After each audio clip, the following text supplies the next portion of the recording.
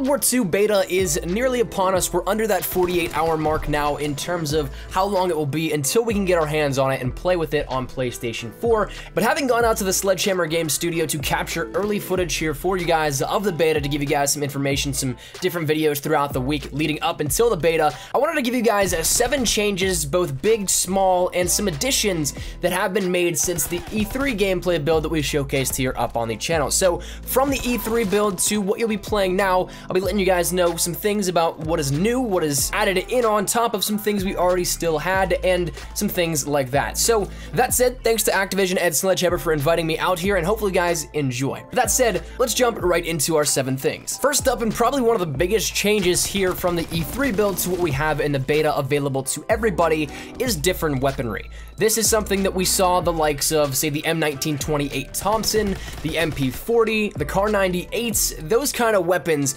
at E3, but sadly those actually are not at the original phases of the beta. The current ranking for the beta going up to the max level is rank 20. So everything before that is unlockable, but anything afterwards, meaning most of those weapons, are not available at the current point in time when the beta ends up going live. Whether or not they extend it out or not, I guess that's something we'll see in time, and of course if they do, then that will give the ability to unlock even more stuff, but for the time being, we end up having the following weapons: the M1941, the M1 Garand, the STG-44. In the SMG category, we have the Grease Gun, the PPSH, the Type 100. Then in the LMGs, we have the Lewis, the MG15, and the Bren, and the snipers are the Carabin and the Commonwealth, and the shotguns are the Winchester 1897, M30 Luftwaffe drilling, and the toggle action, along with a pistol of the P08. Now once again, the majority of these were not available in E3's build, and while most people didn't get to play around with them at E3, you'll be able to at least see a little bit more of a wider range of weaponry that we'll be seeing come launch this November for the full game. Now, one other big thing that has changed out from the E3 build of the game to what we'll now be playing with come this weekend is that divisions are actually editable. So back at E3, I've discussed this a couple of times here up on the channel, the game build was only made for people to come on the showroom floor. So thousands of people would be coming throughout the couple of hours of the day that this was live for everybody. So in order to save everybody some time and get the most gameplay experience while keeping everything fluent, classes were pre-built so that you didn't spend enough time taking away from either your own gameplay experience or other people's gameplay experience by having to wait for somebody to finish up their perfect class only to play about 2 or 3 games. So pre-made classes were a thing in the E3 build, but now you'll be able to play around with absolutely everything. And if you guys have not seen it already, I already detailed how everything was broken down, how you could just customize everything in the divisions and all that kind of stuff. So if you want a little bit more of a deeper dive into that, feel free to check that out. That was yesterday's video, I think. Now the third thing up on this list is kind of a change up, but also additional pieces. So we're getting into our real first addition added on from the E3 gameplay build, I guess. But this is going to be dealing with the maps. While we do have Ardennes Forest, Point to Hawk, and Operation Breakout like we saw within the E3 gameplay build, what we also have is another map called Gibraltar, which is something that is absolutely fantastic. It plays amazing and brilliantly, and I think you guys will definitely enjoy it. And once again, there might be more maps coming if they extend the beta. That I'm not entirely sure of, but we definitely have at least one more map added in on top of what we've already seen and showcased for a couple of months now. The fourth thing, that being the modes, this is something that once again we'll end up seeing some more additions on top of this, where we have TDM, Domination, and War already from the E3 build that is coming up into the beta and live for everybody, but another one that is there is now Hardpoint, and this is something that's absolutely fantastic. It's so much fun to play on these maps, and I think you guys definitely will enjoy that once it comes live to everybody else.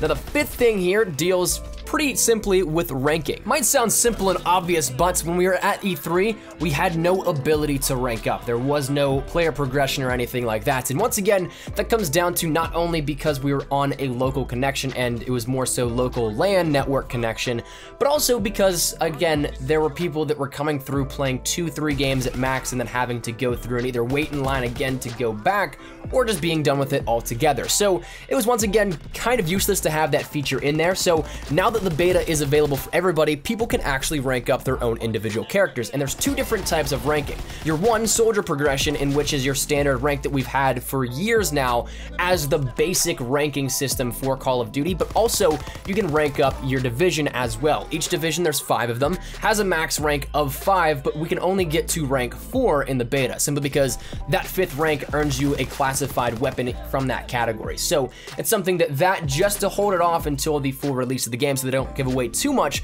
that's being withheld from the game build at the very current moment. Now the 6th thing I want to discuss deals with streaks. There's actually less, so this change up doesn't grant players as much in terms of what we can see with streaks, but actually takes away a little bit of what was there from the E3 build. Now at the E3 build, I can't say that this was the full list of streaks, but there were definitely more, about twice as many in the E3 build as compared to what is in the beta. In the beta though, you will have access to the Molotov cocktails, recon aircraft, care packages, glide bombs, artillery barrages, and the paratroopers.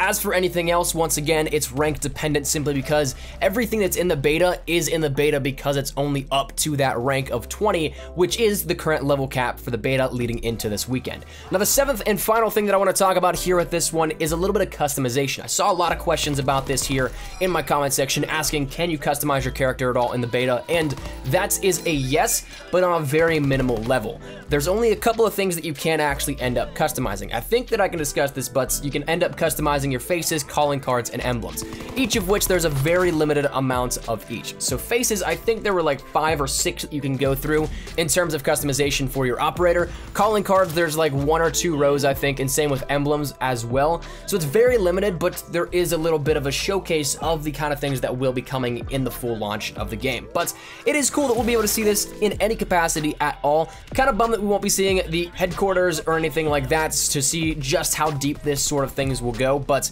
nonetheless, it's still pretty nice, and I'm excited to see what we can do with the beta, and if there might be even more content added on if we do end up getting a little bit of a level cap increase. But that said, that's gonna wrap it up. I just want to give you guys a brief little showcase because I saw a lot of questions asking things about all these topics discussed here at this one. So hopefully this clarified some things. Hopefully this gave you some information you may or may not have known already, or maybe once again, if you did know it, just clarified it a little bit. But nonetheless, hopefully you guys enjoyed. Drop me your thoughts down there in the comment section down below. Are you guys stoked for the beta? I know I personally am so excited. I can't wait.